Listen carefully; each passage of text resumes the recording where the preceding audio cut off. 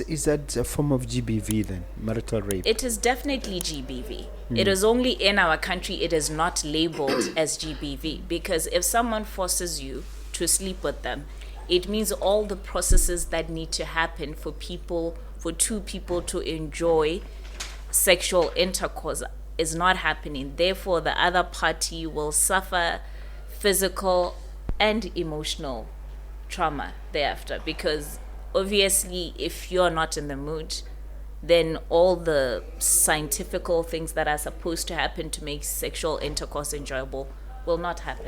Do you really want the government to be in our bedrooms? You want the law to interfere? At current, it needs to be in our bedrooms. It really needs to be, because the rate of GBV in Botswana, it's really scary. Psychologist on Zabua expect take a tlhaloganya e berekang ka teng gore bomme ba bua ma kwa le 10,000 borre ba bua le 50 a kgonang gore a khotle motho a bua gore verbal and emotional abuse e rua ke bomme mo latsheng la Botswana ke expect mo area eo jaanong ha bone bomme ba ba gore ba bua mahoko a kana ba khotla bana ba simanya ka ba dira bana ba simane se sira ba ira dio tse pedi gore ga women are not safe baba bolelang bana ba simana mo sa Mogobe ba hedile ba ikaletsa ga re ka botsa bomme ba gore bana ba tsana la gore o tlo gote mosadi o ikaleditse killing mosadi ga ba ikaletse bone they can take your shock because ba bua Aggressive person. When you say that, I'm reminded of a tragic story of, I think, Grandma Silo some years ago in Francistown, where he was dealing with a divorce in circumstances where the husband was violent, representing the wife. And this guy was so pissed off, he came and attacked the lawyer while he's at work and actually struck him with an axe and eventually died. Exactly. So it's not just a threat. It was a very, very terrible case, because I knew the gentleman personally. Yes. This is Mogobe Nuggets of Wisdom podcast. We enthuse, we energize, we inspire, and we empower entrepreneurs and entrepreneurs of all stripes in BW and beyond. Hello and a very warm welcome to another great episode of Mogobe Nuggets of Wisdom podcast, the legal series. We're going to go deeper now. We're taking a deep dive into this issue of GBV, gender-based violence, Kokonto Kabong in Botswana. I have a great panel which you'll meet momentarily, but first a little bit of housekeeping. I have a book there, Mogobe, by me, but it's called Nuggets of Grit, and it's from the Cattle Post to Serial Entrepreneurship, my memoirs. So as you know, I never ask for money from you guys, and this is a little bit of a shameless plug to say please support me, buy my book. If you are unable to come to first floor Mogobe Plaza to grab it, go to Exclusive Books. It is available for only $360. Okay. Can I also ask you to strike the subscribe button as well as the notification bell, not forgetting to give us a like so that we can wrestle with these algorithms as we grow. Let me start on my far left. Would you kindly introduce yourself to the viewer, sir? Osenotse Mabote, Chief Marketing Officer Mogobe Incorporated. I'm a traditional conservative and a civic activist. Okay. Madam? Good afternoon. My name is Thokozile Nyirenda. I'm the managing partner at Lerumo Mogobe, legal practitioners. Afternoon. My name is Priscilla Dithong. I'm managing partner at Dithong and Associates, and I'm currently doing my PhD under gender-based violence. Okay. In the previous episode, we touched on the issue of restraining orders and how to obtain them if you are falling victim to gender-based violence. I want to know from Nyirenda, what role do restraining orders or protective orders play in the legal system, and how do they help victims avoid the further consequences of GBV? Thank you for the question. Well, generally, restraining orders, first you do obtain an interim order. and then you go back to court for a return date, then the court order will become a final order. With that means that it is basically alive until it expires, or it will be there for life. What happens is that the orders will be very specific pertaining to the situation, but normally with restraining orders, you find that the respondent, that's basically the person that you've instituted the case against, there will be such orders as them being prohibited to come near you, the applicant, or being prohibited from the place of residence. It could also have such orders that they are not they're prohibited from communicating with you. It can even prevent them from going on social media and posting certain messages that will be classified as intimidating or harassment. Yes, so those are just to mention a few. You can have more orders in the restraining order, but that's just the general gist of it. As a former magistrate, do you want to amplify on that, madam? Yes. When you apply for a restraining order, it's very important that in your founding affidavit you specify your grievance or what you want the respondent to be ordered to do. Because the minute you don't outline everything that you are seeking prohibition from, it means the magistrate will only grant what you have asked for, and therefore you will not have a proper protective order against yourself. So you state all the orders that you want to actually be protected from the respondent. In your founding affidavit, you state what the problem is, and then in the draft order, you will state what orders should be granted against the respondent. Okay, I've come across even in the newspapers where they say some of these victims of GBV, gender-based violence, go to a safe house or to an interim space for safety. Can you enlighten us about that and how it works? Safe houses are there, yes. We have safe houses in Botswana. However, the problem with that is unless the police, because what happens is when an order is granted, a restraining order is granted, the police are usually cited to go and serve the order upon the respondent together with the victim. And thereafter, they are supposed to ensure that the victim, if, for example, the victim and the respondent live together, they are supposed to ensure that the victim has left the house.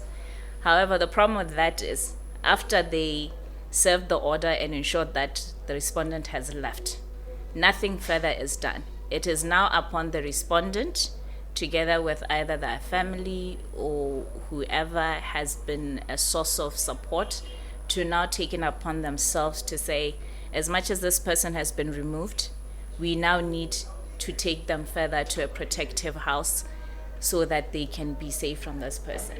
And in most cases, because there is nothing that is done post-service of the order, the victim falls prey again to the respondent because they hardly ever comply with the orders. These safe houses, who takes care of them, and how does one get access to them?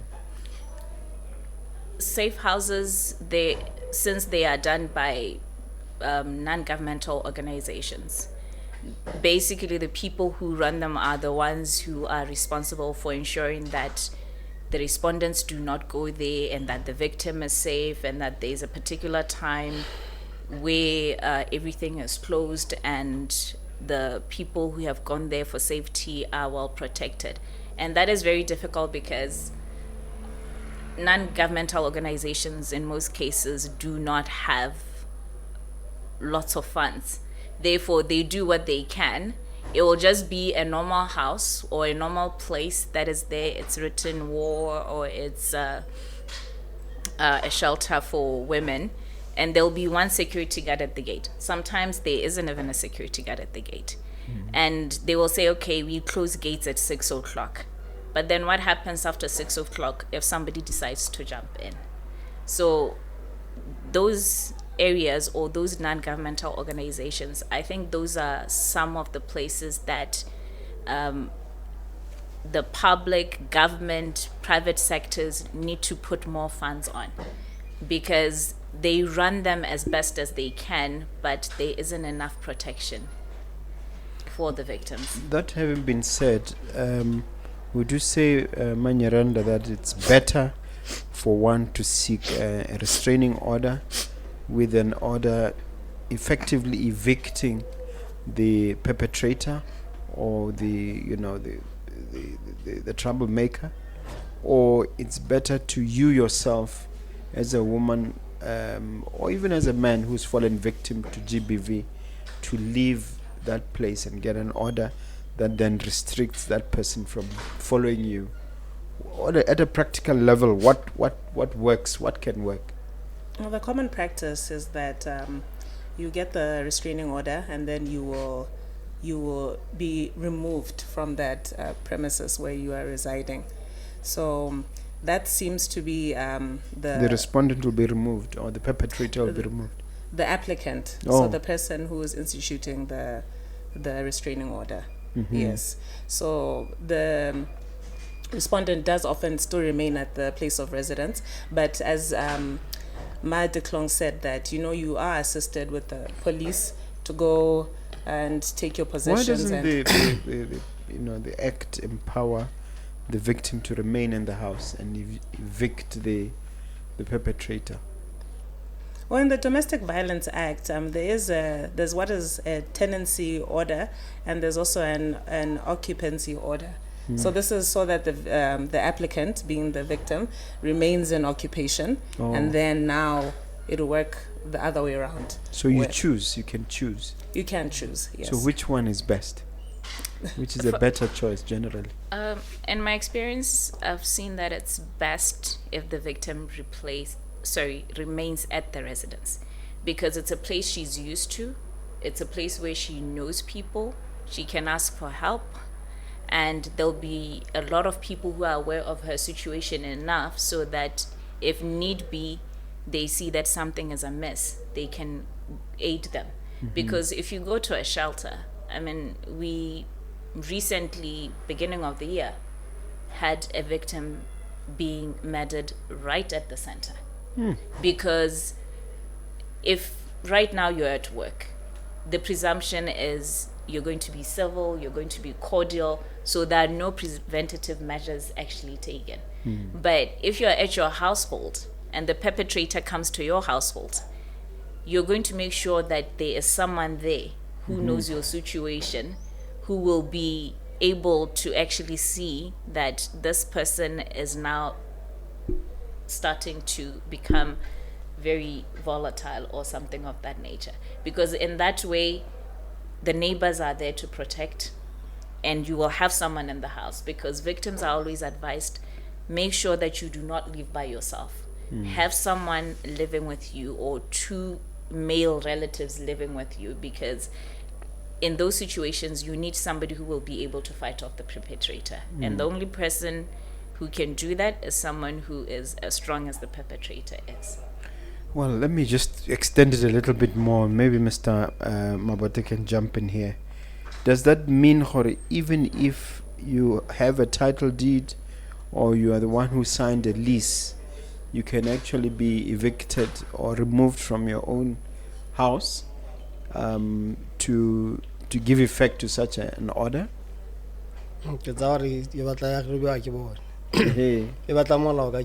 Yes. Yes, even if the house is yours, if you're committing acts of GBV, you can be removed from your own house until the victim is moved to a suitable place where they can actually be protected, or where they would feel safe. Because in most cases with GBV, it will be either a married couple or a couple that is cohabiting. And therefore, if we move the victim, sometimes you'd find that the victim actually is dependent on the perpetrator. Therefore, they need time to actually gather themselves or call their relatives to say, I need to move from where I am because it is no longer safe for me. So then you can move back to your house once the victim has been actually placed in a safe environment. Okay. Yes. How far can these orders go? Can they go to the point of seeking support or some form of maintenance? That one can apply only if you're married. Mm-hmm. Yes, if you're What if married. you have children together? If you have children together and you've been supporting your kids, or even if you haven't, automatically children are always provided for by law. So even if you don't live with them, you are actually forced to support them. The only person you're not forced to support would be your girlfriend, because they have no entitlement towards you, but your children, they're entitled to be maintained by yourself. Is the system not susceptible to abuse? Mr. Mabote, you can jump in. ai nyana ke za gore go tswa gore abuse o e lebeletse ka kae ka gore ha gore o no le motlung ya gago bo gongwe motho ene o tsamaileng a go kopa restraining order eno ke ene go tsa motho o leng gore ke ene ntse a go tshwenya ka gore ya ka ntse re ntse go tswa mo episode e ntse tswa go te basadi ke bona ba buang thata a ba tsamaya maybe le gape a ba tsamaya go kopa restraining order o bua mo ntlung ya gago go te go emetse case ke dumela gore bo abuse ka go ntse ka teng ke ra gore go na le loophole go ga ke e lebile. But what happens in practice? Does it ever happen like that? In your experiences? I'm asking even the lawyers to comment. The system being abused. By to the detriment of those. You know what? It's just that unfortunately sometimes people do make applications that is based on some facts which are not true. You know, relationships have their issues, and people can do these things out of spite. So it has happened in practice where there've been restraining orders sought for, and it has been based on untruthful facts. So it can be abused, and that's just an example. Okay. Yes. Supposing a husband forcibly has sexual intercourse with his wife, lawfully wedded wife. I mean, is that a crime? And if it's not a crime, is that a violation of the Domestic Violence Act? In other words, marital rape. How does it feature in this GBV issue, based on your experience? Unfortunately, in Botswana, there is no marital rape. So no matter whether the victim can come and say, my husband forces me to sleep with him, or he rapes me, because rape is clear. Having coitus without consent. Coitus, you mean sexual intercourse? Yes, sexual intercourse without the consent of the other party. So even if I'm your wife and I say, no, I'm tired today, my back is killing me, I am not interested, that is a no, I am not interested. I have a headache. Yes. So that is how far it should go. But unfortunately, it seems, even though we are aware that these things happen, we have not acted. The lawmakers have not acted to say it's about time we change this aspect to say, yes, you're entitled to conjugal rights, but so is the woman. Why should it only be the husband that decides when conjugal rights should be enjoyed? Because if I say, I want to make love, and he says, no, I'm not interested, and I respect that, why can he not give me the same courtesy? Is that a form of GBV then, marital rape? It is definitely GBV. It is only in our country it is not labeled as GBV, because if someone forces you to sleep with them, it means all the processes that need to happen for two people to enjoy sexual intercourse is not happening. Therefore, the other party will suffer physical and emotional trauma thereafter, because obviously, if you're not in the mood, then all the scientifical things that are supposed to happen to make sexual intercourse enjoyable will not happen. And how can another party thereafter be said to have not been abused when they were forced to do something they did not want to do? Yeah. So I think it's about time Parliament actually addresses this issue and changes the law, because rape is rape, whether you're married or not. It doesn't give your husband the right to demand sex when you do not want to have it. Yes, you can comment. nna ke dumalane le bone Why? a ke dumalane le bone ka gore se se tlileng go diragala ke gore banna ba go helela mo ditirong koo go nyala mo tlabere go nyala yala motho ga a sa go batle lo nna le ene lo le babedi o monyetse hela o etsa gore bala le ene o tla ba tsamaya a go kua a rabo makastarata barare o re ibibe e go ra gore go nyala le gore ke mong ka go nyala ha motho a batla gone gore a go tswalle ka tirong go totano the easiest way ke gore o bo mo nyala go ra gore lo tsa rape gore ya tsewa e betse ngo molang gore ke rape o ka rape motho o monyetse gore go ra re le lo nyalo sentse gore ha le gale ke nka advice bana ba simane ba leng teng kana gore bo lo tlogela ka lo nyalo ka gore ga re tle gone gape kana le gone go mo go tweng rape ba sa di ba malatsinyana ba rape banna ga se kganyala ya gore ke bone bo mme ba lenosi ba rapiwa o rape ya la lo yana ntse o na le ene bone ba itse gore ba na le ka ba rape ka teng kana rape ga se kganyala ya gore gongwe ke go forsiwa mosadi le ene o na le ka itse gore ha ke mo dira jana le ha gore wena ha o batle ampo tla go pompa kana o tla ira yansa sira mo gona itse me ka mo tsenya ha go kopelo o tla ba dumalana le nna be go nna le that intercourse I really the feminine side a itse gore nka dira jana ka le motho a mme re le ene gona le ka ha ka dirang ka teng mme se go tataone gore motho wa batla o I sense that you don't want the law to be changed as recommended by your fellow panelists here. Nyirenda, how do you break the deadlock between these 2 points of view? You know what, I think overall, let's say when you even just rape itself under the penal code, at the end of the day, I think what he's trying to lean towards is that it can be abused, you see. So the same thing with rape in the penal code.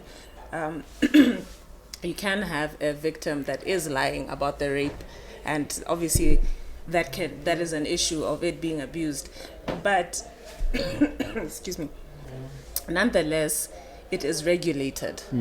So I don't agree with my colleagues' views here that it's better that it not be regulated. That is not a solution. It's still better that it's regulated and let each and every case be decided upon the facts of that case. Do you really want the government to be in our bedrooms? You want the law to interfere? At current, it needs to be in our bedrooms. It really needs to be, because the rate of GBV in Botswana, it's really scary. With almost 2 million, we come second in GBV. That is a scary situation. In the world? Yes. Really? Yes. So that is a scary situation, and since January, every week, someone has been murdered, there's been an attempted murder, and so forth. So but does legislation really help? I believe Botswana, this whole concept of Botswana, we're a peaceful nation and we're patient and so forth.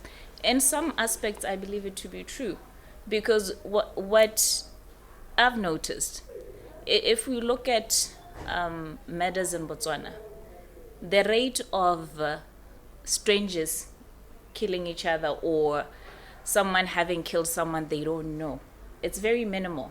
The murders that we have in Botswana are usually intimate partner murders. That is the high rate of murders that we have in Botswana.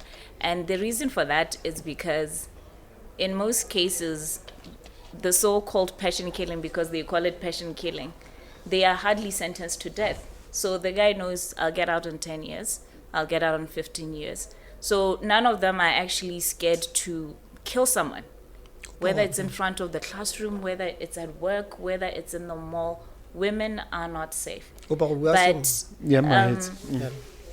when it comes to just a stranger coming into a house, killing someone, or in the street, that is very minimal, because people are afraid of the death penalty. So I believe that is something that prevents other people to actually murder someone, because they know, I kill, I will get hanged. But in relation to relationships, most of them are not given the death penalty. So they know, I can get away with it, and I'll serve 10 years, and I might even get parole, and then I go back to my normal life. Mr. Mabote? Psychologist on Zabua expect ka ha tlhaloganya bere ka nka teng gore bo me ba bua ma kwa le 10,000 borre ba bua le 50 a gona gore a khotle motho a bua gore verbal and emotional abuse e ruwa ke bo mme mo latseng la Botswana ke expect mo area eo jaanong ha bone bomme ba ba gore ba bua mahoko a kana ba khotla bana ba simanya ka ba dira bana ba simane se sira ba ira dio tse pedi gore ga women are not safe ba bolelang bana ba simane mo tsa Mogobe ba hedile ba ikaletsa ga re ka botsa bomme ba gore bana ba tsana la gore o tlo gote mosadi o ikaleditse killing mosadi ga ba ikaletse bone they can take your shock because ba bua ba setsana ba simane ha ba bua le bona ba go ikaletsa ngwana mo simane le ene ga safe ka gore o nna le motho e leng gore tsatsi le tsatsi ha tswa ga phakela o bua le ene dipuo o mo ira se go tlhala ba go helana gone yone mo gore wa khotluwa ka gona buiswa ka gore ene no physically is gifted gona lo amosana o hella mola har ka addressa di symptoms har sa address the root cause ya gore dutse ka tswa dirwa ke me gore tla re in 10 years time from now be ntse re bua ka GBV here ha ke no gore ke le ke molao le no se gore ka tla wa tsengwa e gore ke ono ka raba ba ndutse. So when you say addressing the root cause, you mean in terms of what? Societal socio-economic issues tota go bua ke tota bana tlala ya le hasela Botswana ke yone le e leng gore the westernization of Botswana in terms of materialism ke ngwa diwe tse leng gore dira gore go nne le GBV e kana ka gore bo kgaitse ya rona they are independent, and when an independent woman ene o le gore o buiwa ka ene ke no gore ga submissive I can't to psychologist has submissive what like a testosterone the corporate world they demand that you are a strong person to deal with the issue what's na kula peng o batla go tla gonna le monna kula pe ona monna kula pe lo clash ka gore monna wena le monna ga go rara no lo se lo dirisa energy le kana ga gona o po submit mo go mo how le belela like class social classes in terms of class struggle in terms of ideological wise ba humanegi go kwa tlase ko le gore o bone motsana kana o bone o tshele sentle gore o inakanye le gore go tsa motho go hetang ka madi gore a go tlhokomela ya na o tsa motho o le bangwa intergeneration relationships professor ke no se na bua le go university ya Botswana answer that find the intergeneration relationships tsone dio tse go dira gore khantanyana ka gore go tlala mo latsheng la Botswana batho ba hela ba ithekisa mo bang gore prostitution ya diriwa indirectly mo latsheng la Botswana la point engwe ke buang ke gore ngwa ga e batliwe ke tla ke ntse ke gatella ha o bua ka ngwa hela ngwa ra yetela gona le dithubaruba kana gona le Makgodumo festival ra go tsena ho e be re bina re ya tsara togela ba ha tsa mangwe a ka ntse ke ne ke ha se ka ikgandela ka boss Scandinavia ba le gore a lebela go mo go positive peace, the integration of human society in the absence of violence, with the emphasis on creating processes or structures for sustainable peace and achieving justice, social stability, economic well-being, and basic freedom. Dilo tse batho ba le ka ba tselang ka teng ba tsela botshelo jo ile gore ga bo ba ya dithoto thata mo pele ga bone ba tsela botshelo jo ile gore in terms of welfare ya bone, health ya bone ka ba godisitsweng ka teng bone ga ba khatlhegele dionyana tse materials tse ka the western culture e le gore rona re sia le yone ya no gone go lo mara ka rona re ka tsara itsetsebela gore ya ka babu ha o ka lebella Botswana bogologolo lo tsene di sedisana ya ka dintsana mme gona lo nyalo go ntshwa bogadi batho ba nyala go ya khotleng gona le bo matsale ha gona le mali dikgang batho ba tsana ba bua gompe go a nyadisiwa motho wa tswela ba nyetsela tsala gagwe e be gota ha gona le mathata ga ba te go bala go ba golong ka gore ga ya go ba golong ya no o kidnap ke motho wa moita.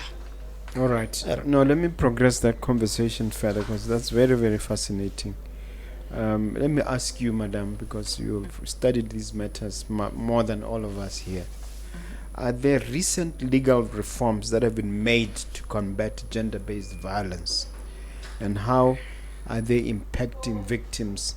In answering this question, you can also comment on what Mabote was saying. Recently, there's been an amendment in relation to rape. I wouldn't say GBV per se. There have been aspects of the law that have been changed that somewhat would improve GBV. And that is rape, because the minimum the minimum sentences have been changed. And recently there has also been a bill. Changed from what to what? The minimum used to be 10. 10 years? Yes. Now it's 15. And is that where the person is found to have HIV or something? Like it was 10 if it's just rape. And then where it was with someone who knew they had HIV, then it was 15. So now 15 has been made the minimum and for rape, and then rape was someone who knew they had contracted HIV is now 20. So those are the changes in law that have been made so far. And also there has been a recent bill in relation to pedophiles, that is people who rape children as defined by the act. So there has been... What happens to these pedophiles when they're caught?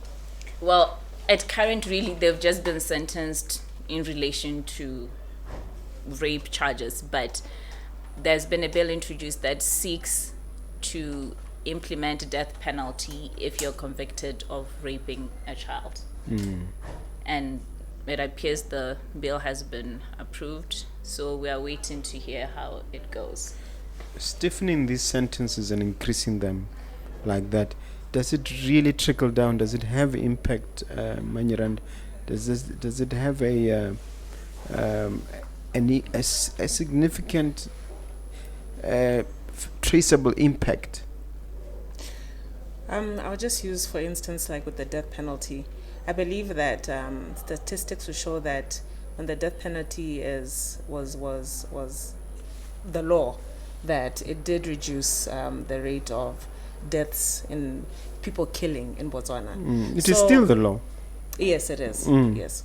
So I do believe that having such laws and them being, maybe others can view it as extreme, harsh, but I do believe that these issues are there's such pivotal issues in the country right now, especially this issue of gender-based violence. And I believe that with the high rate of gender-based violence in Botswana, you need to take such drastic measures in order for there to be a change in the country. People need to be afraid, if that's what it takes. People need to be afraid of the law in order for it to be curtailed. So I do believe that they will have an impact. Yes.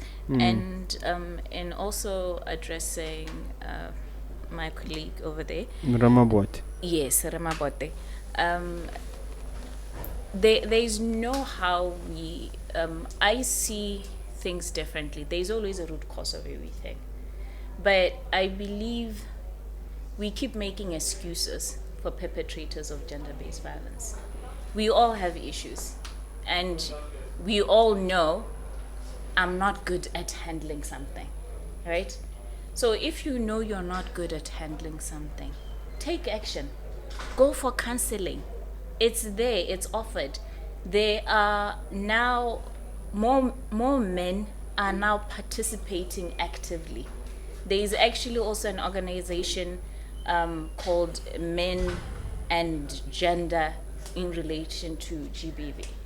They try to get men to open up, to address these issues, so that if you're going through something, you can actually talk and be helped. But if you're going to keep saying, I'm a man, I don't talk, and therefore because I don't talk, my emotions are going to take over me, but you're not doing anything about it, then why do you want to pass your blame to somebody else? We need to be responsible for ourselves.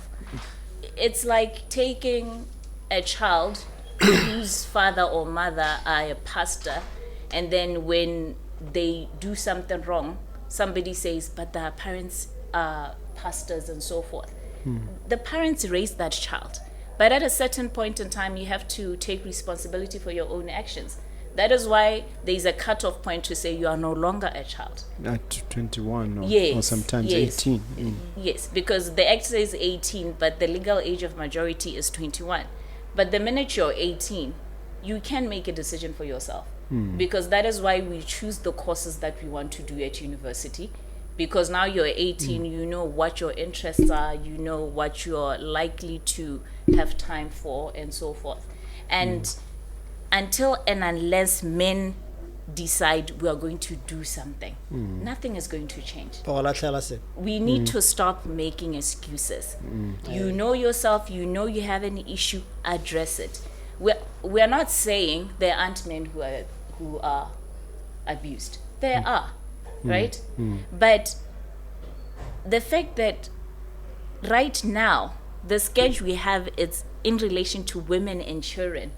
It is saying the women who abuse men go for counseling or seek to change themselves in the bad things they're doing, but the men who are perpetrating GBV are not doing anything to actually act. Because in the murder-suicide Mr. Mabote referred to, suicide sometimes it's not even about a relationship. It's about An what? 18-year-old can kill themselves because they feel their parents do not understand them. A 14-year-old can commit suicide because at school they are bullied. Men generally do not address their emotions, even from a young age. So they need to start Isn't dressing. that the problem of society, the way they're brought in? Men Yes. don't Yeah. cry and that sort No, of that thing. is true. That is why I'm saying, You as a are man told now, to man up if you do Yes. something. yes, definitely. That is why we need, as men, they need to now say, I'm now 18. Society can tell me not to cry. I'm also in pain. I'm hurting. Because they can see what is happening around them. That because these people who kill their partners or who kill their children do not talk about their issues. This is the result of what happens when you don't talk about your issues. Yes. Remember, do you want to chip in? ya ke dumalane nae ke dumalane le ene ka gore ke gore o ka re o ira gore borre ka re ke digogo o ke batho ba e leng gore bana ba re le ha ile gore Dikgogo. ra digogo go ntomane ampo ke di gangster kana di monsters and everything, how to get women. Me nna ke itse ra le ka ka malaong ka ke tsare ke bile ba itse malao boto ka go mpheta ke a gamala ka gore gompieno ha wa lebe ha o tsaya di o tswa ko morago ke dilo ke ke batho ba di case study dilo ya go tswa ko morago gore Batswana ba ne ba tla ba ntse jang ka ne ba tla ba tshela ka teng gore a borre nako eo ha morago ha ile santse gona le ngwao gona le tsamaiso ya nyalwa ise go tse manyalwa a ba ne ba bola bone bomme a ba ne ba ba kgogontsa wa go tlhela ya gore go ne go sa nna jalo go lo mo go tla le tlhabologo go tla le gore go bolawe ngwana wa mosimane wa gompieno yaanong a be le gore ngwana wa mosimane o tsewa O bolwa ke mang? o bolwa ke bone bomme ke bolwa ke bone bomme ka gore ba batla go mo ruta gore a tshele jaaka mosetsanyana ka gore go tshelwa mo urbanization mo gore re tlhatswa dibeisane re ruta tsone dio tse setsanyana so ha o sona gore ngwana mosimane se tla ruta gore ano maraka ke o dira jana ngwana mosimane o itsa jana o ira sele wa go rutiwa tsa setsanyana ka nne ke bua kgantele wa mosetsana ene ke dio tse le gore ne tšwa rena ntsa tla a di dira ga ka tšega motsa gompe kwa nka ba ra ka re ke a ba rata ke go rata mo go matlogetse di ka ke batla gore re tsame gore la ise motlhaba ke gore tsamere mo rakeng go ira sele se o dise di kgomo gore go tla be go te ke a mosotla to go te monna o sotla mosadi wa ma abuse jaanong makgotla a gompe kwa go teng a tlhokometswe ke borre ba ruta bana ba simana gore ba tlhogote nyangwana mosimane tsontse gore a na lela o ntse gore na re ngare mme nna ke dumela gore ngwana mosimane ka hana tsewa ka teng a ya mephatong a ruta gona military a rupa go bonetse gore o na ruta gore a itse gore o tshwanetse gore a sireletse bokgaitsadi a itse gore tota nna rolo a mekeng ke tshwanetse ke buang ke gore mahatsa bo Scandinavia batho ba le ba tlhabologile mme ga ba latlha boitsitsepelo jo ene gore ke ngwao ya bona Batswana mathata a bone ke gore ba batla gore ba tseye mowa wa sa America mme gape o lone o ba palla ke tshwanetse bonang gender based violence e tla be e tla nna ntsintsi yana ka gore ga re itse gore a bomme ba a ke makgowa kana ke bomme ba Setswana Yeah. Let me push it back to GBV. I hear you're raising broader sociological issues, but pushing it to GBV, what are some of the psychological effects of GBV on the victims, Madam? So you're the one who has done the most amount of training in this area. I'll keep coming to you. Yes. GBV, it's a... GBV. Yes, GBV, it's a phenomenon that really damages an individual because it affects your emotional, social, psychological, and even financial aspects of your life. Because a victim of GBV hardly recovers in most cases, because even towards your own brother, you now become paranoid of every single man around you. You're afraid to leave your children with your brother. If you have been beaten. Yes. You're afraid to leave your children with your brother, with your father, with your cousin. So it affects your self-esteem. So it really damages your self-esteem, your self-worth, even trusting people. You begin to be paranoid about every person, especially when you don't know them. But even when you know them, now you seclude yourself to just nuclear family. But the nuclear family, you tend to now start to isolate your brother, your father, because they're male, especially if you were a rape victim. Because with rape, anything can trigger what occurred even 20 years ago. So even if they end up getting married, the subconscious mind always remembers. And when something happens that resembles even one flinch of what happened, the whole trauma goes back, and they have Like you relive it. Yes, It's almost like you yes, they relive it. It's something that doesn't stop, which is why it's really important also as family or society to understand, when you know a rape victim, don't be judgmental, don't be impatient with them when they react to certain things. Yeah. Because that wound does not heal. Because you will see your sisters talking to your rapist. To them, they think he went to jail, he came out, and they've really forgotten it. Yeah. That this person actually raped you at some point. But the victim never forgets. They never forget. It stays with them. Even the way they raise their children, it is in relation to, I'm trying to prevent my child experiencing the same thing. To the point where now the child is as if they are in a mini prison, because the mother is afraid if she goes to a party without Yeah, I've doing heard it something- said that hurt people hurt others. Yes, because the thing is, now they're thinking, if I let her go to a party, what if someone does something to her? If I let them go on a school trip, what if the teacher does something to them? So at the end of the day, that person is leaving but is not really leaving, and they live a life where they do not trust men at all whatsoever, irregardless of your relationship to them. Yeah.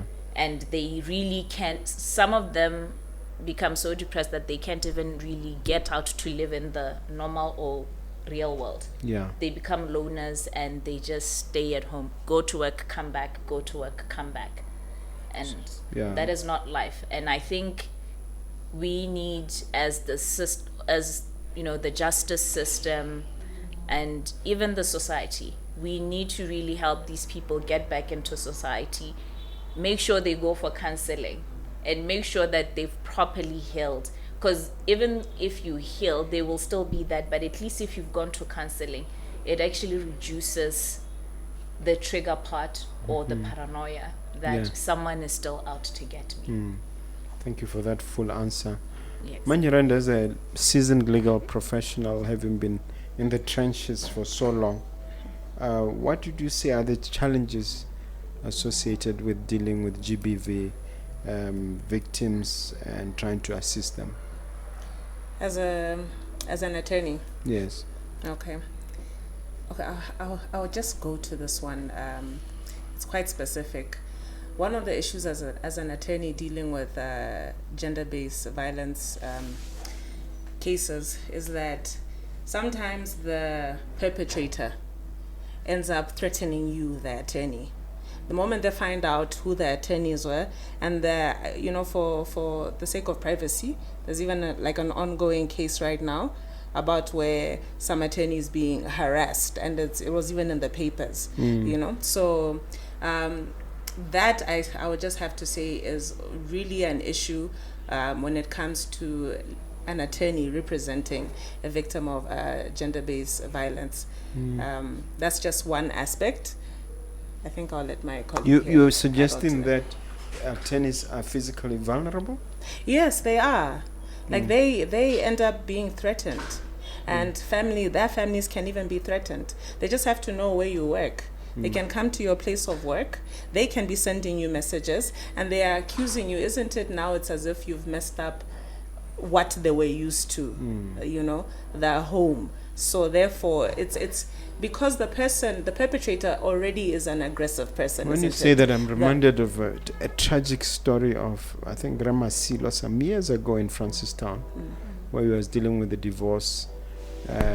in circumstances where the husband was violent, representing the wife, and this guy was so pissed off, he came and attacked the lawyer while he's at work and actually struck him with an axe and eventually died. Exactly.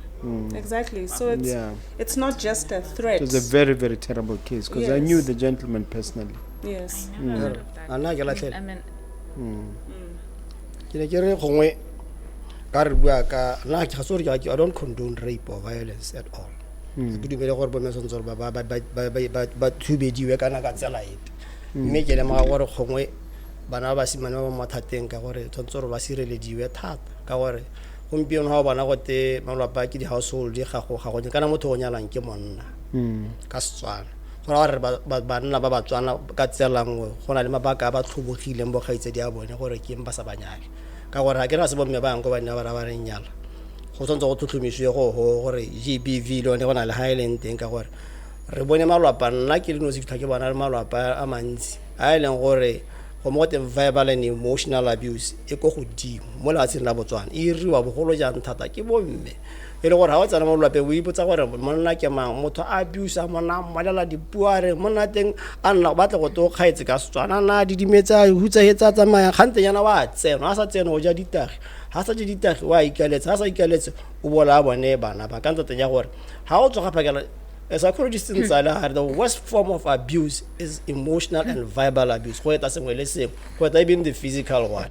Me a le gore that physical one ka ile nna bua gore e bogolo tsa irwa ke bone bomme a bomme ba laza la Botswana ba bolele gore ba tlhophele bo kgaitsa di a bone magoko a ba godisiwe sentle ba se ba godisiwa ba ruta gore go bua thata go khotla ngwana mosimane gore go supa gore ke gona ka nonohile a ba rute gore ba nna submissive doesn't mean gore ga ba tshwana gore ba tsamaye mo di career tsa bone ba tle gore ba ne di career woman ka bomme ba leng ba le gore re re motho ka bone a ba le ke go harologanya dilo se ka gore physical abuse gantsi ntse triggerwa ke gone gore o mongwe ba irile o mongwe seng ha ke itse le gale gore a motho ba tla tswa tswang teng nna ke itse gore petelelo tsa gona lo ga di dintsi mo go ka mo tswa mo starting yana bolele ka motho ha le o mothubetse gantsi ntse be gona le kamano e rile gona ma go mangwa a botlhokwane gore a buile mme ntse go bua gore gantsi ntse be go bana ba sa. Okay, so any comment on what is being added there? He's talking about the vulnerability of the boy child, suggesting that part of the reason is that the focus is more on the girl child than on the boy child, and I've heard people complain about that lopsided setup before. The issue with that is we say, or rather he's saying the boy child is more vulnerable, but to take it back a little bit, he said in the past there were no passion killings. They were still there. It's just that in the past there was no media, there was no Facebook, there was no Twitter, so we didn't know. If I would tell you the statistic of just my home village here, just in here, Kokwe. No, Game City. Sorry, Ramotsa. Ramotsa, yeah. Yes. Yeah, you pass by Game City. Yes, yes. You would be shocked of the stories we hear about women who were my grandmother's age being killed regularly with all that traditional setup. So I will take it back. A parent can only raise you to a certain extent. As an individual, you have to take responsibility for your own actions. When you become 18, I believe there is no mother or father who will teach their children beat up your wife or beat up your girlfriend or talk to your man in this manner. No proper parent will teach their child to be disrespectful or abuse another person. It's the individual themselves who take it upon themselves to be abusive towards their partner. Or maybe they just follow what the parents do. They just sometimes it's not even about what the parents did. You as an individual, you just decide to be so different from. I mean, we'll take it. I'll give a typical example. In most cases, you'd find that, pickpocketers or people who steal cars and so forth. Weird enough, they're actually people from wealthy families. They don't need to steal a car. but he still chooses to steal a car. And then the question becomes, if this is about what you have seen or what you have been taught, why are you stealing a car when there's a Bentley, there's a Hummer, there's a Benz at your house? I mean, I've done cases like that as a magistrate where when you now take the address of the accused, you're actually shocked. And then when you look at it, now during trial, he was with his friends, they were in a Benz, they decided to steal this. So those are decisions an individual makes. We need to stop, because the minute we say there's a reason a man killed a woman, there's a reason a man raped a woman, we are justifying it. And when we're justifying it, we are telling them this is not wrong. There is never a justification, irrespective of what the woman did to you, irrespective of whether she insulted you, she undressed you, there is no justification. Because even women go through these things. Because if we were to turn these statistics around and say, okay, fine, if a man insults you, degrades you, kill him, rape him, I think there would be no men in Botswana. Literally, there would be zero, because the amount of men who cheat on their spouses, on their girlfriends, is a lot. And these are the same men who say she cheated on me, yet he has cheated on her before. So how is your cheating different from her cheating? You see what I mean? So we really, man, I'm squirming in my chair. So we really need to just say, let's take accountability for our own actions. I think you're coming down like a ton of bricks on men.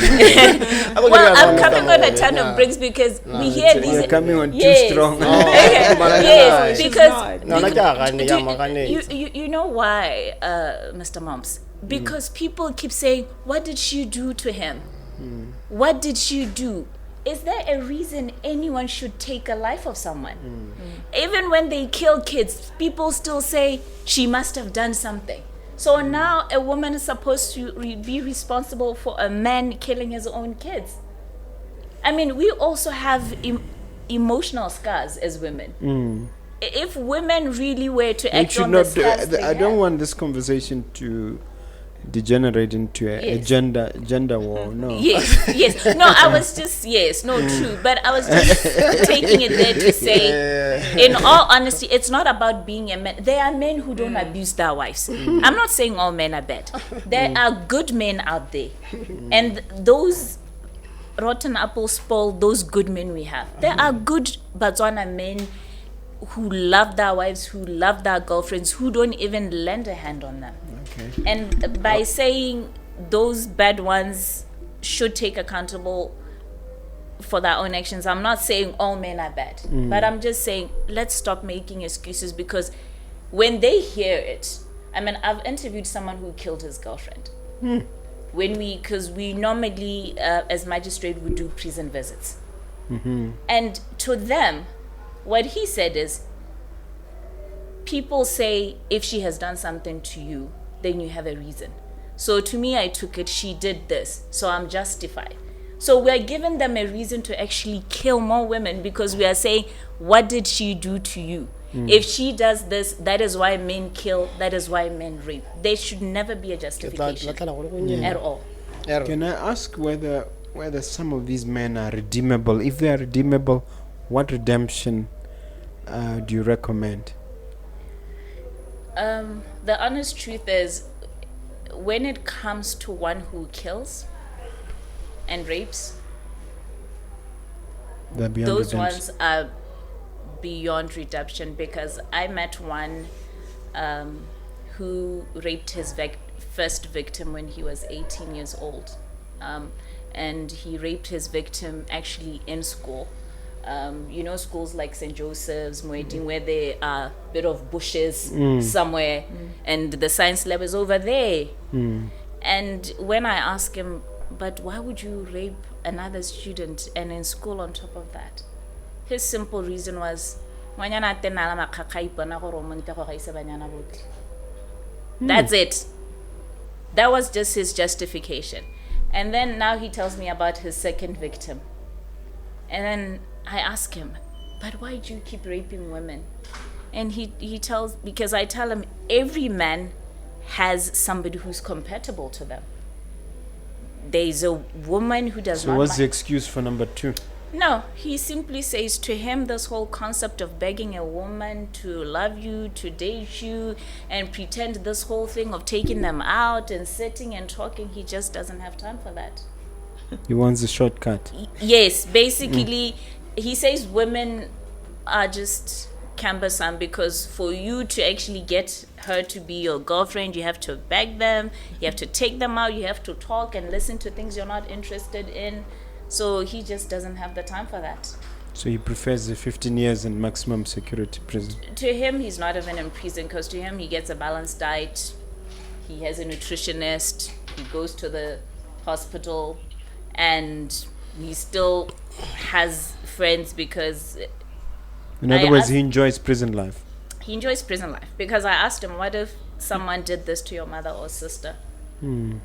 He said, well, they're not me. So Yeah, he really... There's a whole field in Yes. in criminology called recidivism, right? Yes, That's why do people keep going back to that? exactly. Nyirenda, you've been quiet for a long time.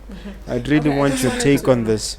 I wanted to comment on the earlier part when you're dealing with the issue of, the psychology behind it and justification. I just wanted to say this part that, at the end of the day, when we focus on the psychology, there's a reason, obviously, why someone is abusing someone, and most of the things are centered around probably their upbringing, childhood. That's usually where it's at. But at the end of the day, there are many factors, and to shape a person, there's so many factors, social factors, financial, cultural factors, exactly. But at the end of the day, we have a choice, and you do become an adult. The same person in the same tough circumstances, let's say they were also raped, I'm just using that as an example. Let's say they were also raped as a child, the same person can become to be a very top achiever at school. It's about a choice in life that you make. So I'm not on the whole gender issue when it comes to, yes, we're talking about gender-based violence, but it can happen to a man, it can happen to a woman, and it can happen to children. So therefore, I'm not saying men, it doesn't matter what happens with men. Of course it does. They can still be victims of it. But when we focus just on the psychology, that's just the understanding of how a person got there. But at the end of the day, you are in control of what you do. So I don't agree with that. No, think about their background, I'll even tell you the truth. Part of the times I don't even agree with extenuating circumstances when it comes to these murder. You know what I mean? Because some of them it's like intoxication. Is the law getting it wrong? Because it's part of our law now. It is part of our law, but I think it can also be abused. I don't think to say that someone was drinking. The law is the law. And obviously I do have my moral grounds, and then there's the legal side. So, and I do believe that people can have redemption, but I believe that it's an extremely small fraction of people. Momp. Yes. Are we discussing gender-based violence, or are we discussing rape and murder? It's all interrelated. More the physical side, but what is gender-based violence? Gender-based violence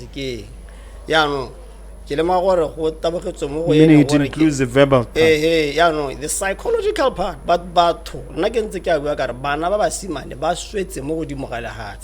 ka gore ga ba se tlhole ba kanya sente psychologically yalana motho o bolelwa dipuo a tsoga phakela a nyetse kana a reng tsone dio tsa di bolelwang tse ka re ke gore o hela a tsenwa o hela a tsamaya a gore o hela go totorongo ga gongwe ibile ha le gore ga se motho o violent physically sa se iranyano o bona gore ta ke tlogele mme o le sengwe sa wa go ipolaya ene ngwana mosimane a iriwa ke wa mosetsana ha re ka se kerele ke go addressa this issue ya gore bomme bana ba setsana re ba rute gore ba tlhaole magoko ha ba go bua le basimane kana ha ba dila le batho in society re be ba tlogela la re gore motho o tla ba wa ikgodisa ha go sna go godisa ga tsamaya tsene o tla ba a ikemela diphetiso di a supa gore gantsi ka ga o hella go ntse ka teng go laola ko gore o godile go lela ga go ntseng jang ga re godisitsa batho mo di-brotheleng re ba godisitsa mo gore prostitution is good go dira sengwe se se dirang be re tla re ga batla go tsena mo 18 ba tla nna banna ba tla reng o ntse o mo godisa ntse o bana gore o mo godisa go godisa motho e leng gore ke phage ga ka tjega ba ga nna sepe se gore se tla phage phage go twa ka tsena mo dimo ga di o teng ga ka tjeba ga nna sepe se se siameng ke sone se ke go rang kere lo nyalo le ha o le be la re ka gender based violence lo degrade wa ke tsone dilo tsa di gender based violence gore re tlhobo ga gore batho ba re reng ke ba kgaitsa di a rona ke senyetse tso ka bana ba tsana go peo go ne go utlwa ba re ba Botswana ba re batla go nyala makinya le marwanda ka re ba tlhobogile ba rona go Botswana ka gore di statistics sa supa ke yone gender based gore gone the verbal and emotional abuse ra ba tshaba ka gore ba bua le rona ka puo tse leng gore di a re kgobotle. Interesting take on all of this. But I wanted to talk about the issue of alcohol and drugs. In your dealings as a magistrate and also as a professional in this field, what impact do those things have in resulting GBV?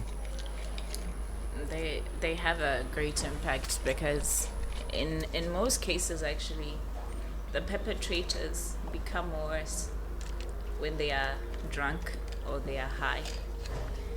When they are sober, they will always apologize. I'm sorry for doing this, I'm sorry for doing that. But the minute they go out and they become intoxicated, you're now dealing with a different person. So to a certain extent as well, those things do contribute. But like Nyirenda said, definitely as a person, you know, we all know when we drink, we become intoxicated. We know when we take drugs, we become high. So we can't address one situation by ignoring another one. Because if we're going to keep saying they are abused, we're not saying there aren't people who are abused verbally or emotionally. They are. But what we are saying is, take accountability for your action. Let's go for counseling, both of us. Because if you take a perpetrator for counseling and you leave the victim, you're not solving anything. Because my colleague, I don't hear him saying, we need to also stop holding things inside and we need to talk and we need to go for counseling. We also need to improve ourselves. Maybe he was waiting for you to say that. We agree. We are not going to sit here and dispute that there are women who do not know how to talk properly to, it's not only their partners, but to just other people in general. There are women who are literally poison to anyone they come across. Agents provocateur. Yes, those ones who, even when she meets her mother somewhere and they're asked to do something, they just... Yeah, they just can't control They themselves. just can't control what they say. But what we're saying is, take that person, take the man, let them both learn how to deal with issues. Because only then, if those two learn how to deal with issues, this one doesn't bury issues when he's hurt. This one learns how to control their anger and learns Yeah, to this know- is where I wanted to chip in. Yeah. Must the judicial process itself, the magistrate or whatever the system, have to impose those remedies by saying, directing the people who appear before them to undergo these counseling services? In other words, what improvements can the legal system itself come up with? You see, the legal system needs to create a gender-based violence act. We need to have an act specific to gender-based violence. Beyond the Domestic Violence Act. Yes, because the domestic violence doesn't really have, excuse me, the domestic violence doesn't really have offenses. The act, yeah, it doesn't. Yes, yeah. it doesn't have offenses relating to GBV. It's just basically a protective order. That's what it seeks to do, to protect the victim. Because there are so many aspects of gender-based violence that are not in the Penal Code, that are not in the Domestic Violence Act, that are not in the Deserted Wives Insurance Act. So therefore, victims, whether children, whether men, whether women, they are not protected when they face such offenses being done against them. So if we had an act, such things would be covered. Because if you look at UK, they have like specific acts. There will be the Domestic Violence Act, the GBV Act, then there will be sentencing in relation to pedophiles, there will be sentencing, very specific acts that actually cater for everything. So if someone says, mosadi ya me o nkapotse dijalo fo pele ga ditsala tsa me and ke feletse ke iponela ke se sepe and nothing, you can actually now go and say, Ghana, this is what happened, and you would be charged against that, or there would be something The woman that is can done be charged in relation to that. for humiliating the husband. Well, not humiliation, but in the form Ram- of how Ampola dijalo ka bua. yes, no, I get but not literally. Yeah, no, but I yes, mean, are you saying yes, that- but in the sense that, like the verbal abuse that he's talking about, or the emotional one, there can be a charge under that. In the UK. Yes, to say this person abuses the husband or abuses the, because mental health is part of abuse. So if somebody abuses you over and over, emotionally, psychologically, and verbally, in the end, you're going to lose your self-esteem. In the end, you're not going to be able to go to work, because now everyone in your working environment knows that is Mr. Momp, who the wife always shouts at, or who the wife is always insulting, or who the wife. So you tend to now become someone who is just now afraid of the whole world, and that damages you in so many fields. So if we had an act, it would actually cater for all types and forms of GBV, whether it's about children, whether it's about women, whether it's about men. And only then I think we could somewhat reduce gender-based violence. And because now all these other things you mentioned, in terms of sentencing, just the same way when someone has like malicious damage to property, in your sentencing, it's mandatory that you compensate the victim, right? So if we had GBV Act, we could make it, stated that somebody who's convicted of this also needs to go under counseling for this many years, and this is how they're going to do it. And Is that how they do it in and the UK? balances. In other countries? Yes. Or is there any other country we can benchmark against? UK has those, because they even have what they call safe warehouses, where they would put those perpetrators together in one house. They live in the same house and they attend therapy, sort of like AA, but it's called, supportive gender-based violence. Just sort of like Alcohol Anonymous. Yeah, just like Alcohol Anonymous, but it's for GBV. So they're trying to actually get those men to now say, I abused my wife because this is how I felt, this is what I did. And then they look at each other and say, now I realize this was wrong.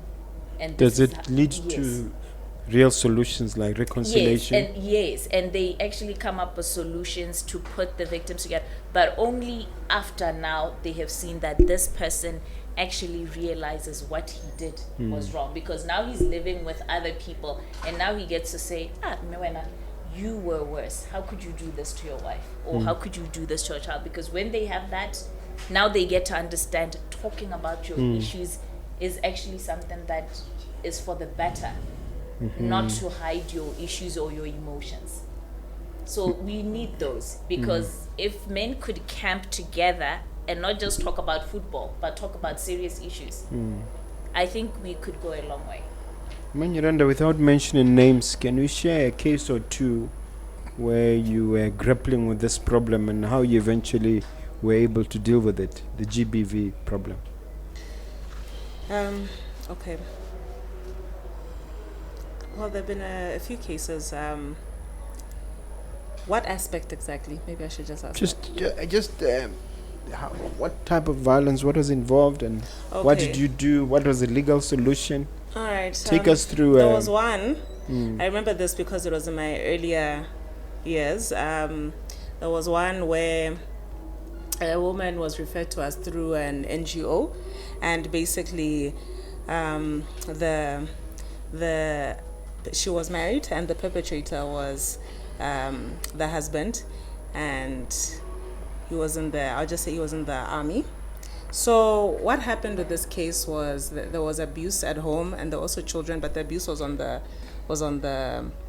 woman, and it was the extent. I think it just opened my eyes to the level of extent of abuse that can happen, because she was explaining her story as she was beaten up with like cords, iron cords, and even hangers, wires, all of those things. She said that the husband also gave her HIV. So it was quite the husband also burnt her. So this one, so it was really an eye opener. So why did she take it for so long? These are the questions, but you see, it's a psychological thing. It really now gets down to the psychology of it. And it's your husband, and also she wasn't working. So you see now also when the financial support comes from one party as well. It's very common in these abuse cases. So what happened with that one was we were able to get a Runaisa, and there was a return date. And that's an interim order, right? Yes, that's an interim order. Interdicting the husband from what? Yes, basically from communicating with her. She was removed from the home, so she was staying in a shelter as well, and those are the main ones. Yes. So now, unfortunately, and why I say that case was very peculiar is that, when you hear this story and you hear this woman, you're just like, okay, she was even saying she wanted to institute divorce proceedings. All right. So while we were waiting for the return day, she just basically just communicated and said that she changes her mind. She no longer wants to continue with the court case, and basically that was it. There wasn't even a proper explanation. It was just a quick phone call. I don't want to do anything else. That's it, and I've decided to go back home. That was it. We never even, So. And she went back. She went back. She alive? I don't know today, but she definitely went back, and on purpose. I believe that maybe there was intimidation from the other side, and I believe that she got scared. Doesn't the act require some kind of interrogation at that point? Especially where the victim now becomes their own worst enemy. You see, now, at the end of the day, they're the applicant. You can't force an application on behalf of someone, in that type of situation. So if the applicant, that being the victim, decides that they want to withdraw the case, and at the end of the day, she was, there was no instruction to us attorneys. The instruction was to withdraw the application. That was it. It's a very unfortunate situation, and I'm just saying that because that one was one of the few ones where it happened like that. Is it likely that the husband completely had a Jesus moment and reformed completely and went back and left all those terrible things? Not at all. It's probably the opposite of that. It is always the opposite of that. And what is said, because you mentioned earlier on, why is she still there? Unfortunately, abused people have a battered syndrome. What syndrome? There's something called battered syndrome. So once you've been abused, or once you are abused in a relationship, you tend to get used to what is being done to you. And what the perpetrators do is they make you believe they are doing what they do because you provoke them to do it. Oh, that is in your best interest. Yes, or that is in your best interest. You can literally hear a victim say, no, he beats me because he loves me. Or she treats me like this because she loves me. And when you listen to it as someone on the outside, you're wondering, I do not understand. But then, as she mentioned, what usually happens is the perpetrators, for them to get you to that standpoint where you believe you deserve everything that is being done to you, they isolate you from your family, number one. Your mother cannot talk to you. She likes controlling our relationship. Your sister likes taking you out. I don't like her friends. Your brother is a drunkard, so he'll get you into drinking. So once now, after the perpetrator has isolated your family, now it gets to you, he isolates you from your friends. no, Nyirenda drinks too much. She's always This, going to the club. she was saying The this about you. husband, the husband likes girls, so they're going to find, So it's like he or she picks every individual in your life that you're close to and tears them apart and removes them from you. Yeah. And when they remove them from you, what happens? You now can't even talk to anyone to say, yesterday this is what happened. Is this normal? So now if you're isolated from everyone and you can't talk to everyone, now what becomes your normal? Him. And when he becomes your normal, or she becomes your normal, everything he or she says is the gospel.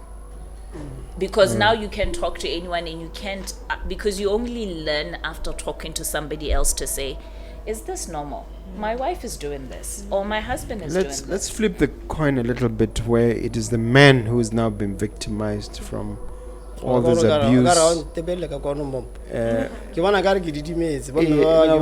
come to you, but I want to just ask this question. Okay. Where have you had instances where it is the man who has been victimized, who has been abused in this GBV situation?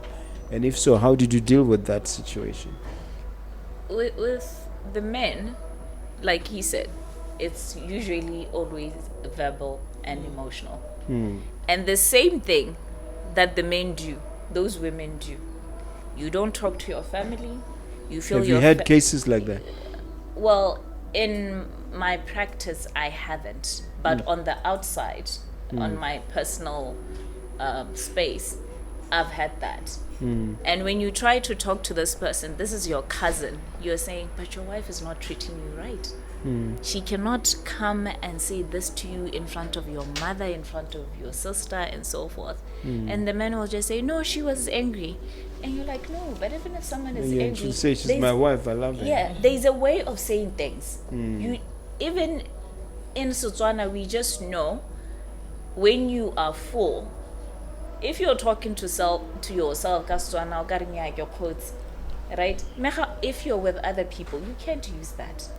So there is everything, or every dialect or communication has to be used in a particular situation. And you'll find those men are the types who never attend family events.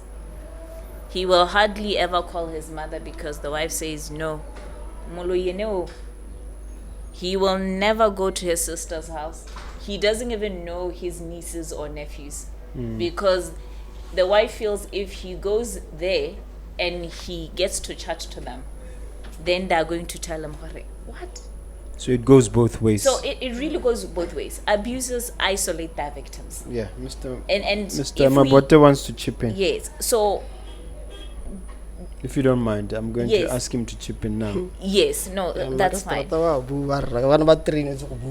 it's 1,000 words, remember?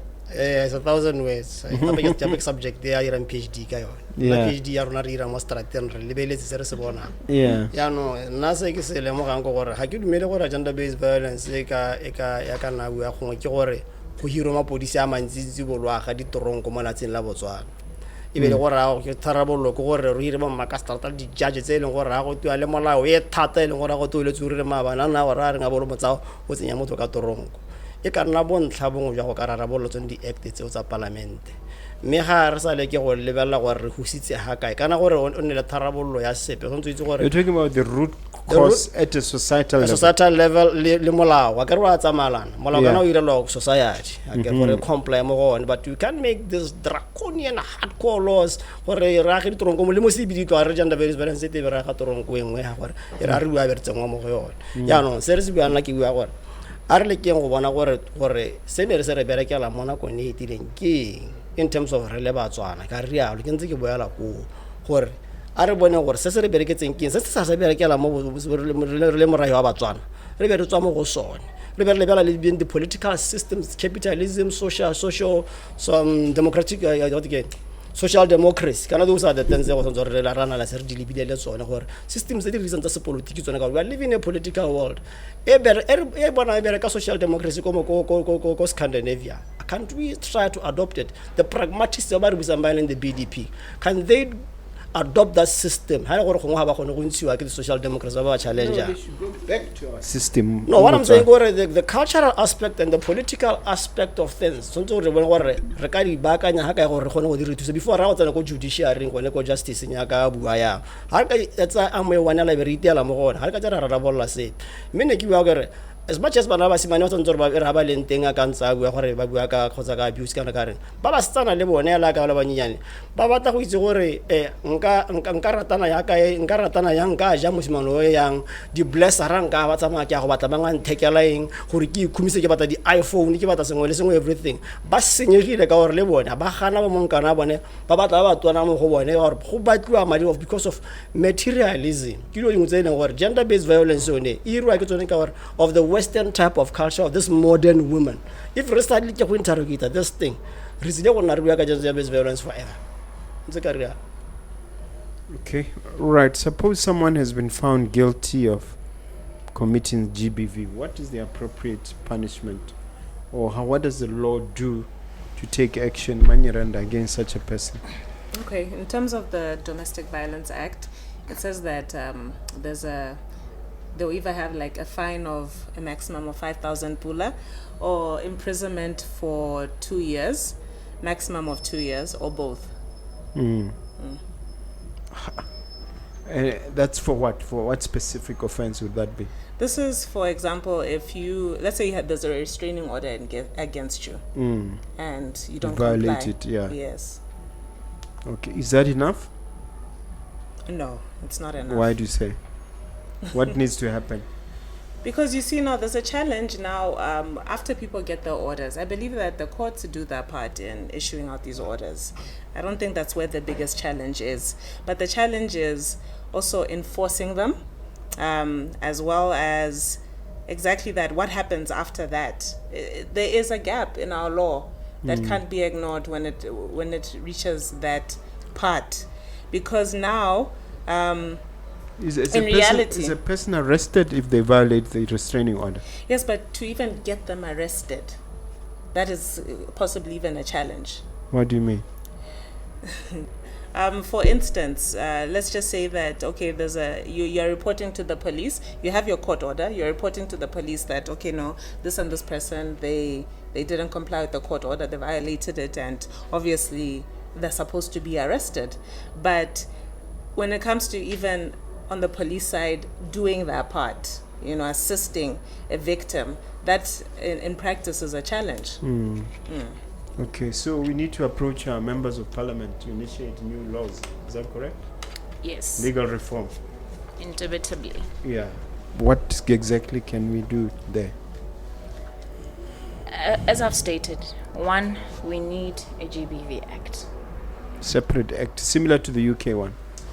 Yes, we just need a GBV Act that will have, just similar to the Penal Code, which will have a list of offences in relation to GBV and offences and sentences, and also how victims can also be supported, because the Act will have the offences, they will have the sentences, and in sentencing they will also cater for victims, also for perpetrators, on how to try and ensure that if someone is sentenced, as you said, some people are redeemable depending on what they've done, because not all GBV acts are things that someone cannot come back from. So if we have an act, it will have all these specific offenses, the sentencing, how victims can be supported, and also victims will also be able to know, if this happens to me, is it GBV?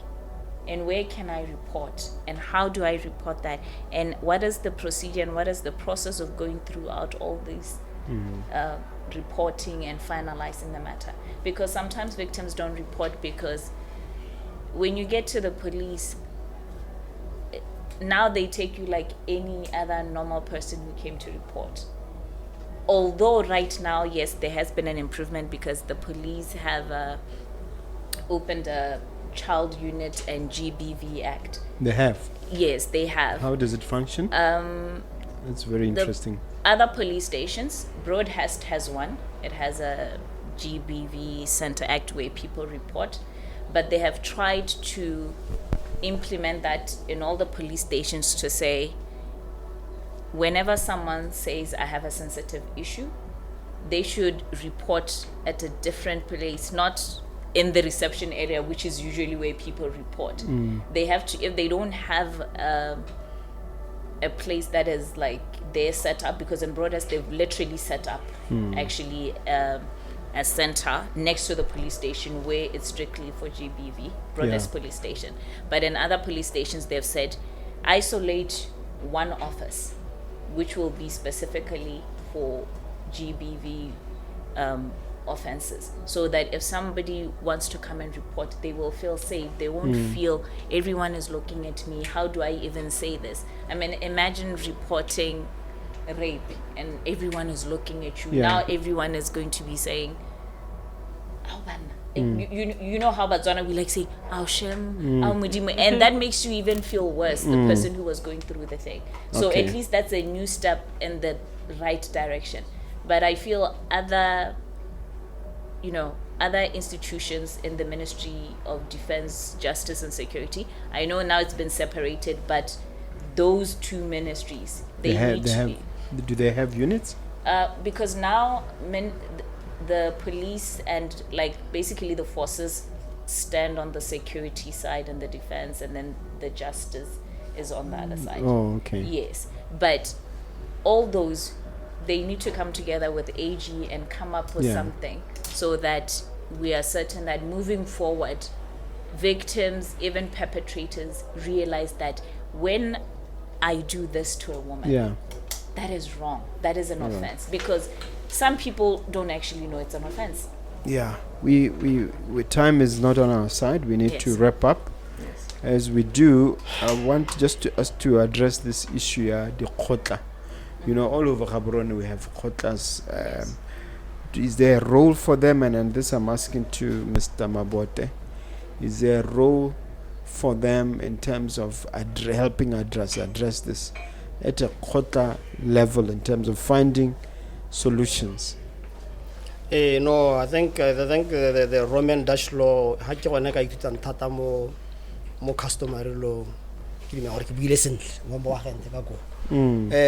Excuse me. O bona nelo ya sekgowa go tsa mo gender based violence ha e ka bo e le gore go na le ka ha ene gore e ka lomagangwa ka teng le ya Setswana go khotla system, we call it conflict management and peace building, rather than taking the ultimatum of hammering with the hammer everything ra go atlhola what go le ka gore go bone go twe bone ba letlanyi ba Setswana customary law bone ba letlanyang borra le khotla ke tsoro mongwe wa bone ha se mo baagenteng bone di borra le khotla ba letlanyang ba kana ba letlanya bana gender based violence ba etsayala from family ha gona le sekebe ka mona pe motho a itaba gaitse di ke I believe that's some form of gender based violence some on tsa me gone go ha o ka lomagangwa le melao ya sekgowa batho ba le ba hiwa di power ra bone bo ra le khotla bale gore ba tla ba gona gore ba sireletse ga di go tsa di ya go godimo di amo go molaong gore go ga ba itseela molao mo mabogong a bone ka tsela epe e be lo ba gwa le one system ya sekgowa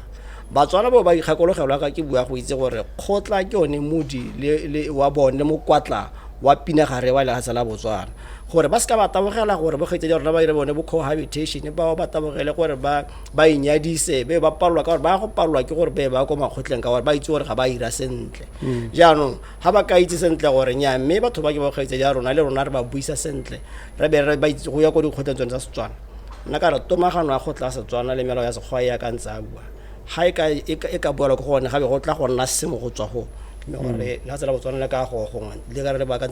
even if we are benchmarking in the UK, as she suggested, or Norway, as you suggested, we do it without losing sight of our essential systems. They came all the way from Norway, Switzerland, I think, but our khotla system. So we need to improve. I PhD studies this khotla system gore in e berekela la tsala rona jang. I think le bo BGVV kilo di motsene gore e ka ka go thusa. Di a tlhokala la thata bo khoisi. Yeah, it's a big subject. We cannot finish it now. I'm going to ask our guests to conclude their remarks now. We're going to have one more because this is a big topic. We're going to have one more, but for now, I want our guests to just tell us, give you their contact details, and then also just give one concluding message as we wrap up. I'll start with you, and we go that way. Our contact details are 7538 1073 and 392 6260. We are based at Red Cross Building in Momp, opposite the museum. My conclusion is gender-based violence is a very complicated issue.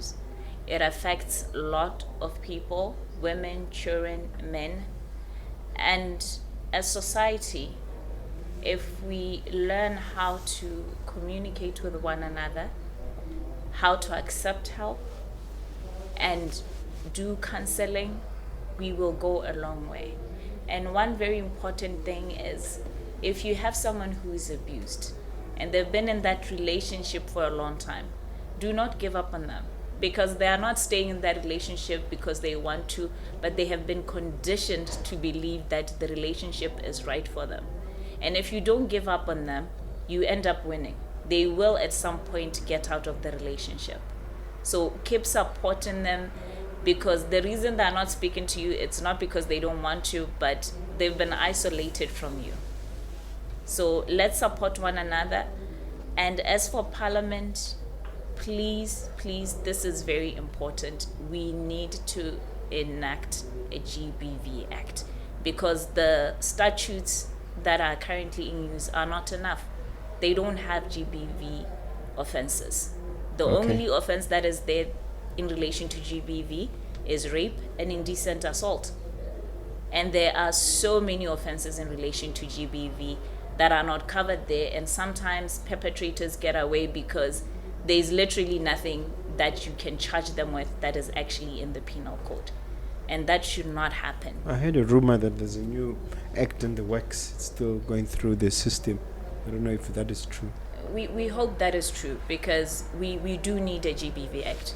That will go a long way in trying to reduce it, and so that our women are safe, our children are safe, and we know we can live together in harmony as we are known in Botswana.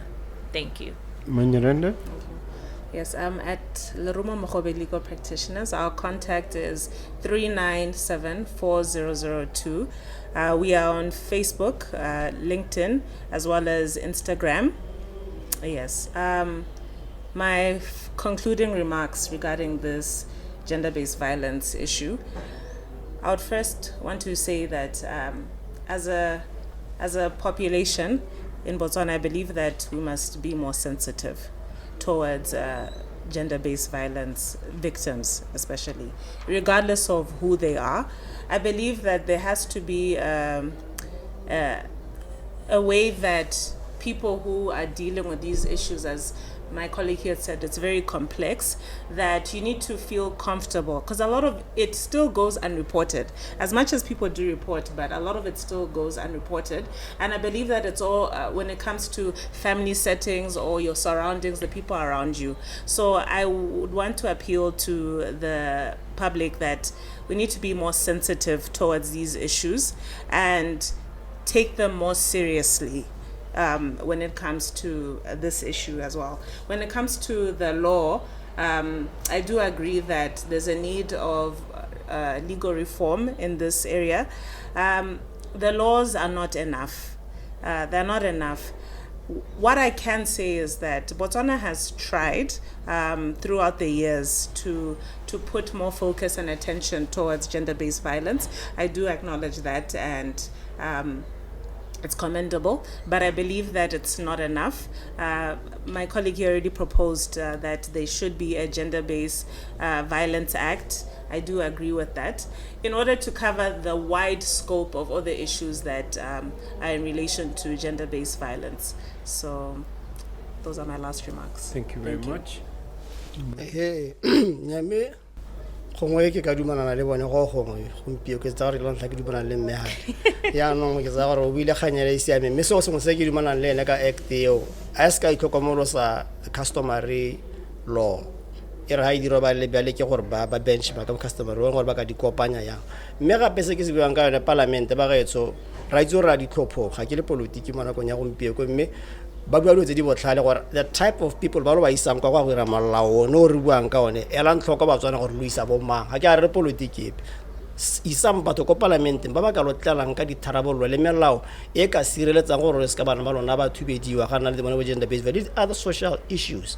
Send people to parliament who are credible and competent enough. Ke itile ka ya go nna ya me wa tlhaloso ya gore 80% of human behavior is psychology, 20% is strategy. Ka jalo go ra gore mekgwa ya gago ka lo go disang bana ka teng ha o sa go diswe sentle wa go ba o e nna chain ya go boa yana ka gore ba batla le bana ba go tla ba go tsamaya ka one tsela yo no tsamaya ka yone so se ruta ngwana gago gompieno mo tshola o itse gore 18 years before and 18 years after asmala gona gore a roba le bana ba simane wa go sala morago bogolo jang thata motlhala wa ga mmagwe ka re wa rrago ka mo godisang ka teng gora gore re le tlhoko gore gender based violence gore re hokotse re hetole ka re godisang bana ba rona ka teng le ka ba tsamaya le batho ba tsamaya le bone ka teng re dirisimela gore gompie kwa ke me gore ba re ba latsela Botswana ba ke dilalo ba gateletse bomba basadi ba batla go ba ira sepela ke gore gore gona le mathata ba ngwa ira gala mola tsela Botswana me ke me gore bana ba simane ba latsela Botswana they are very responsible citizens.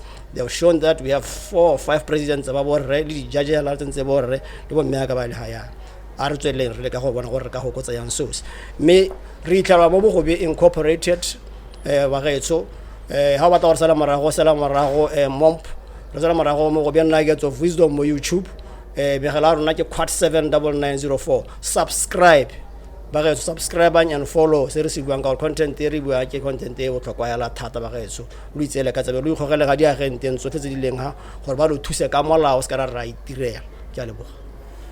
Thank you very much. It remains for me to thank my able, talented, and capable panel. They've spoken brilliantly. They've added life-changing information to all of us. What we need to do is to obviously seek independent legal advice and follow us on all our platforms. But as I said, seek your own advice. Thank you so much. We're going to cover this subject one more time, but let me remind you to strike that subscribe button, and the book is available.